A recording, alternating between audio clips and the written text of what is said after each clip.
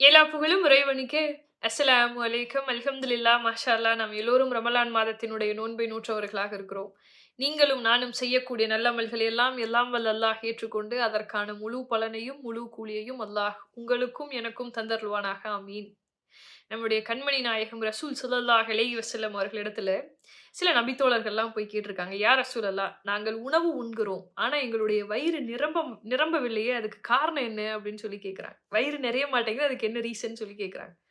அதற்கு ரசூல் ஸல்லல்லாஹு அலைஹி வஸல்லம் அவர்கள் இப்படி கேள்வி கேட்குறாங்க. "நீங்க உங்களுடைய உணவ தனியா அமர்ந்து தான் சாப்பிடுவீங்களா?" அப்படின்னு சொல்லி. "யா ரசூலல்லாஹ், ஆமா தனியா உட்கார்ந்து தான் சாப்பிடுவோம்." அப்படின்னு அந்த நபித்தோழர்கள்லாம் பதில் சொல்லியிருக்காங்க.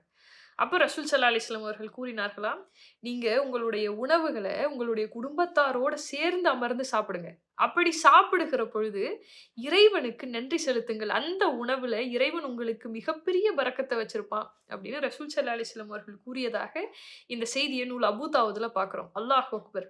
முன்னாடியெல்லாம் 3 வேள சேர்ந்து சாப்பிடுறது அப்படிங்கிறது மிக சாதாரணமான விஷயமா இருந்தது. எல்லாருமே குடும்பத்தில இருக்கக்கூடிய எல்லாருமே 3 வேளையும் சேர்ந்து சாப்பிடுவாங்க. அதெல்லாம் நார்மலான விஷயம். ஆனா இன்னைக்கு அது ரொம்ப காம்ப்ளிகேட்டட் ஆயிடுச்சு இல்லையா?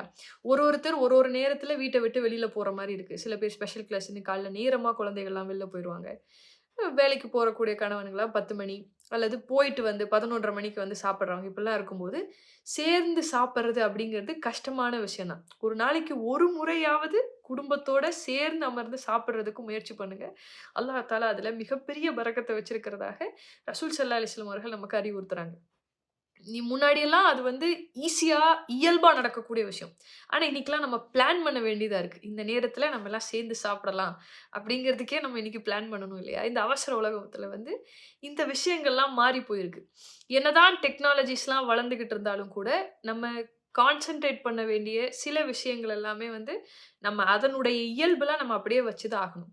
உணவு அப்படிங்கிறது இப்போ நம்ம இப்படி யோசிச்சு பார்ப்போமே. உங்க வீட்ல டைனிங் ஹால்ல எல்லாமே சமைச்சு வச்சுட்டாங்க. நீங்க எல்லாரும் குடும்பமா உட்கார்ந்து சாப்பிட போறீங்க. உங்களுக்கு தேவையான உணவ நீங்க எடுத்து வைக்கும்போது, மனசுக்குள்ள ஒண்ணு தோணும் இல்லையா? மத்தவங்க எல்லாம் சாப்பிடணும். அவங்களுக்கெல்லாம் வச்சுட்டு தான் நமக்கானத எடுக்கணும் அப்படின்னு சொல்லி. அப்போ அப்படி நீங்க உங்களுக்கு தேவையானதா வச்சு எல்லாரும் வச்சு அவங்க சாப்பிடும்போது, உங்களுடைய மனைவியோ அல்லது உங்களுடைய அம்மாவோ, தங்கச்சியோ, அண்ணனோ யாரோ ஒருத்தர் ஒரு உணவ விருப்பத்தோட சாப்பிடுறாங்க அப்படின்னும்போது, உங்க பிளேட்ல இருந்து உங்களுக்கு அது பிடிச்சிருந்தாலும் கூட, அத அவங்களுக்காக எடுத்து வைக்கும்போது, அவங்க கிட்ட இருந்து ஒரு சிரிப்பு வரும் இல்லையா? சுப்ஹானல்லாஹ்! யோசிச்சு பாருங்க. அதை விட இந்த உலகத்துல சிறந்த ஒரு விஷயம் ஏதாவது இருக்க முடியுமா என்ன? அந்த பாசத்துக்கு ஈடு இந்த உலகத்துல ஏதாவது இருக்கா இல்லையா? நம்ம நம்ம இதெல்லாமே வந்து மிஸ் பண்ணிக்கிட்டு இருக்கோம். இதெல்லாமே இன்டென்ஷனலா இல்ல. தெரிஞ்சோ, தெரியாமலோ நம்ம மிஸ் பண்றோம். பட் இதெல்லாம் நம்ம திருப்பி கொண்டு வரதுக்கு நம்ம முயற்சி பண்ணணும். நெறைய நேரங்கள்ல என்ன ஆகுது, நாம வீட்டிலேயே இருந்தாலும் கூட, இன்றைய சூழல்ல என்ன ஆகுது, ஈவன் என்னோட வீட்ல நான் பண்ணக்கூடிய தப்பா தான் இது இருக்கு. வீட்ல சமைச்சு வச்சிருந்தாலும் கூட, நமக்கு தேவையானத நம்ம எடுத்துட்டு, ஃபோன எடுத்துட்டு அல்லது டிவிய பார்த்துட்டு நம்ம சாப்பிடக்கூடியவங்களா இருக்கோம் இல்லையா? திடீர்னு உங்ககிட்ட கேட்டாங்கன்னா, "என்ன சாப்பிட்ட காலையில?" அப்படின்னா, நம்ம ரொம்ப நேரம் யோசிக்க வேண்டியதா இருக்கு. என்ன சாப்பிட்டோம் அப்படிங்கிறது நமக்கு தெரியல. ஃபோன் நம்ம சாப்பிட்டு இருக்கும்போது ஃபோன் வந்துருச்சு அப்படின்னு சொன்னா, சாப்பாட்ட அப்படியே வச்சுட்டு, கைய கூட கழுவாம அப்படியே போயிருவோம். இங்க சாப்பாடு காஞ்சிட்டு இருக்கும், கையும் காஞ்சுகிட்டு இருக்கும். அப்புறம் வந்த உடனே அதுக்கப்புறம் நமக்கு பசி இல்லாம போயிரும். நம்ம அப்படியே உணவ வந்து வீணடிக்கக்கூடியவங்களா இருக்கும். இதெல்லாம் சாதாரண விஷயமா உங்களுக்கு தெரியலாம். அல்லாஹ்வுக்கு அஞ்சிக்கங்க. அல்லாஹ் தஆலா இது எல்லாத்தையுமே நம்மகிட்ட மறுமையில அல்லாஹ் தஆலா நமக்கு கேள்வி கேட்பான். நமக்கான உணவ அல்லாஹ் குடுத்து, அத பரிமாறுறதுக்கான உறவுகள் அல்லாஹ் குடுத்து, இது எல்லாம் நான் குடுத்தும், அத நீ வந்து அதுக்கு நீ நன்றி செலுத்தல. அத நீ வந்து ப்ராப்பரா நீ வந்து அத ஃபாலோ பண்ணல அப்படிங்கும்போது, அல்லாஹ் அதுக்கு நம்மகிட்ட கேள்வி கேட்டா, நாம அதுக்கு என்ன பதில் சொல்லுவோம் அப்படிங்கிறத கண்டிப்பா நம்ம வந்து அத யோசிச்சு பார்த்தே ஆகணும். நமக்கு கொடுக்கக்கூடிய உணவு அத அத வந்து அத நமக்கு சமைச்சு குடுக்குறவங்களுக்கு கண்டிப்பா அதுக்கான அப்ரிசியேஷன் நம்ம குடுத்தே ஆகணும். நெறைய வீடுகள்ல இதெல்லாம் ஒரு வேலையா? அப்படின்னு பேசக்கூடிய ஆண்கள வந்து நம்ம பார்ப்போம். உங்களுக்காக உணவு சமைச்சு குடுத்து, அத உங்களுக்கு ஆஃபீஸ்க்கு அனுப்பிச்சு வச்சு, "ஏங்க மத்தியானம் நீங்க சாப்பிட்டீங்களா?" அப்படின்னு கேட்கும்போது, எனக்கு இருக்கக்கூடிய வேலையில இதெல்லாம் வந்து இத பத்திலாம் நம்ம யோசிச்சுட்டு இருக்க முடியுமா? அப்படின்னு சொல்லி ஃபோன கட் பண்ணிடுவோம் இல்லையா? அவங்களோட எஃபோர்ட்ட யோசிச்சு பாருங்க.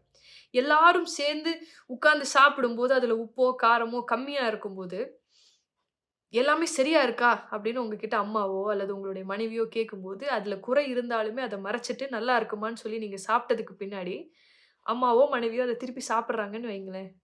அதுல என்ன குறைவா இருக்கு அப்படிங்கிறது அவங்களுக்கு தெரிஞ்சிரும்.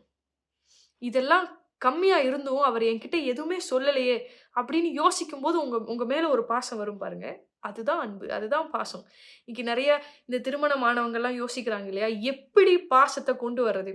எப்படி அன்ப பரிமாறிக்கிறது? எனக்கு அவங்க மேல பாசம் இருக்குங்கிறத நான் எப்படி காட்டுறது?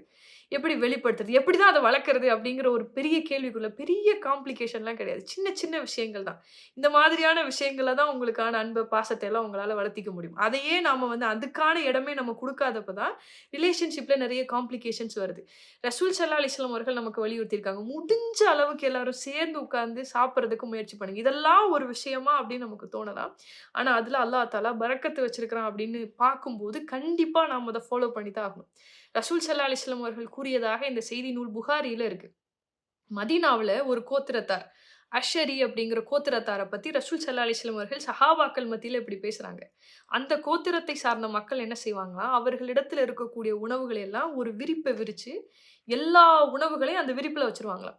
வீட்ல இருக்கக்கூடிய அத்துணை நபர்களும் வட்டமாக அமர்ந்து சாப்பிடுவாங்களாம். இத சொல்லிட்டு ரசூல் ஸல்லல்லாஹு அலைஹி வஸல்லம் அவர்கள் சஹாபாக்களுக்கு இப்படி அறிவுறுத்திருக்காங்க. அவர்கள் என்னை சார்ந்தவர்கள். நான் அவர்களை சார்ந்தவன் அப்படின்னு ரசூல் ஸல்லல்லாஹு அலைஹி வஸல்லம் அவர்கள் கூறியிருக்கிறார்கள். சுப்ஹானல்லாஹ். இப்ப நம்ம எல்லாம் சேர்ந்து உண்ணும்போது ரசூல் ஸல்லல்லாஹு அலைஹி வஸல்லம் அவர்களோடு நாம சேர்ந்தவர்களா ஆகுறோம் அப்படின்னு சொன்னா, கண்டிப்பாக அப்படி சாப்பிடுறதுக்கு முயற்சி பண்ணுங்க. ஒருவேள அப்படி வாய்ப்பு கிடைச்சும். எல்லாமே இருந்து வீட்ல உங்களுக்கு அதுக்கான நேரம் கிடைச்சு, நீங்க தனியா உட்கார்ந்து சாப்பிடுறீங்க. அப்படி நீங்க செஞ்சுகிட்டு இருந்தீங்கன்னா, இறைவனிடத்துல மன்னிப்பு கேளுங்க. நானே அப்படி ஒரு தவற செஞ்சுட்டு இருக்கேன். அல்லாஹ் தஆலாட்ட அதுக்காக இன்னைக்கு நான் மன்னிப்பு கேட்டு, இனிமேல் அப்படி ஒரு தவற செய்யாம நான் பார்த்துக்குவேன். உங்கள்ல யாராவது அப்படி செஞ்சுட்டு இருந்தா, இறைவனிடத்துல மன்னிப்பு கேளுங்க. அல்லாஹ் தஆலா உங்களையும் என்னையும் மன்னிப்பானாக. ஆமீன். அஸ்ஸலாமு அலைக்கும்.